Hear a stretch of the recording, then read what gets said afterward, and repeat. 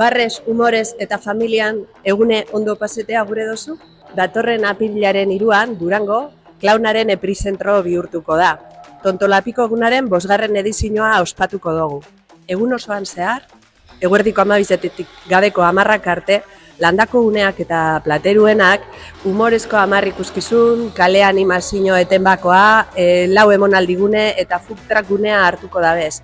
Egun osoan zehar gozatu daigun. Adien guztientzako ekitaldizek, magia, zirkue eta algaraz betetako maila handiko konpainiekin. Zatoz, parebako eguna Durangon pasatzera. Aurten, Tontolapiko egun honetan, apirilak 3an, izango dugu goizean Benoit Charpé Frantziako konpainia. Eta karrika gero. Parkindarrak 2. Y para terminar la mañana van a estar las polis. Neska bikote bada, Frantziatik eta Kataluniatik. Arratzaldean berriro parkindarrak antxe landako guneko Parkindarrak 2. Gero, Jose Luis Redondo, Asturiasetik datorren mutiko bat. Y Jimena Cavaletti 18-15. Eta eguna bukatzeko berriro Frantziatik datorren Benoit Charperen konpainia.